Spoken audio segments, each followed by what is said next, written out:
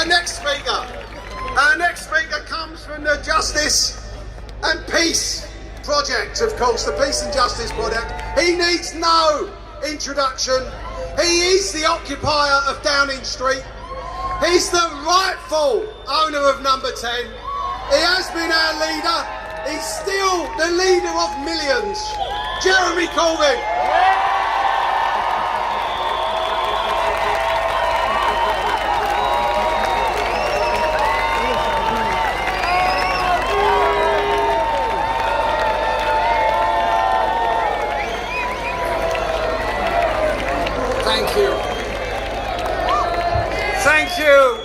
Thank you, Steve, for what you just said and all the work that you do and the incredible leadership that you bring and will bring to our trade unions all over this country. And speaking here today as the representative of the Project for Justice and Peace, I want to bring a message to you of this. First of all, I'm so proud to see such a range of organisations and communities and interests in this square here today. People representing the hope of a world of peace, not war, of a world free of nuclear weapons, not threatened by nuclear weapons. I'm here proud to stand alongside teachers and educational campaigners who bring hope to our children through their skills and are campaigning for proper payments to our schools to help children recover from corona and the way in which they've lost so many educational opportunities. I'm proud to be here alongside health campaigners for all that they do and all that they've done and all that they will do. And I'm also very proud to be here alongside so many people who understand with passion the whole issue of environmental sustainability. I am fearful that COP26 in Glasgow later this year will become an exercise in greenwashed self-aggrandizement before they get into private jets to head off home. The reality is, the poorest people in the poorest countries suffer the worst air quality, the worst quality food, the shortest life expectancies, and the danger of flooding, pandemics, and of course, so-called natural disasters.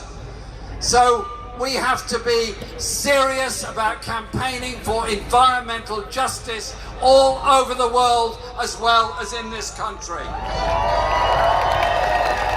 Our health service was founded by people with vision of healthcare free at the point of use as a human right.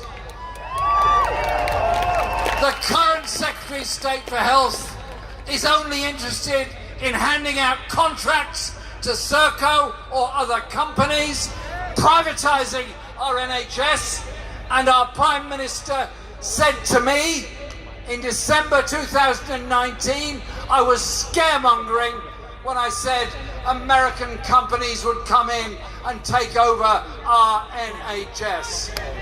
Well, if I was scaremongering, how come Centene now run a GP practice in my own constituency? I say, get the contractors out of the NHS! Pay the NHS staff the 15% increase they need and deserve. But we as a movement are not just about defending the gains that our predecessors made in health, in education, in housing, and in so many other areas. We're about taking things further forward. A world of peace, a world of justice. And there's a great injustice that happens when you get older. And all of us one day are going to get older. Probably half the people in this square at some point in their lives are going to need social care. I say this to those that are thinking of social care policies.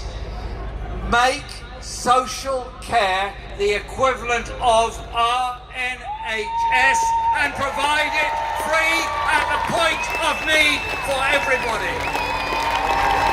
If as a country we can afford to create more billionaires during a crisis than have ever been created before, we can afford to tax those billionaires to fund the services that we need for the future. That is what justice is about. That is what justice looks like. And here today, all of us, in all our diversity, are a real strength. We will never allow the Islamophobes, the anti-Semites, the racists, or anybody else to divide us.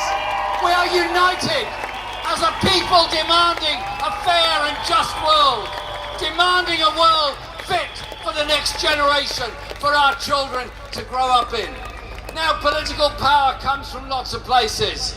Yes, of course, there is political power that comes from elected offices. That is absolutely obvious. But those that set out on the road to free education, housing, healthcare, set out in the southern states of the USA on the road to try and achieve democracy, set out in the colonies of the 19th century to achieve independence, or in the 18th to abolish slavery, didn't hold political office. All they held was the ability to unite each other together in a common cause. So it is up to us. Stay together, be together, be strong and active together, and that will give hope to our generation, the next generation, and the generations after that. Stay strong, stay solid. Thank you.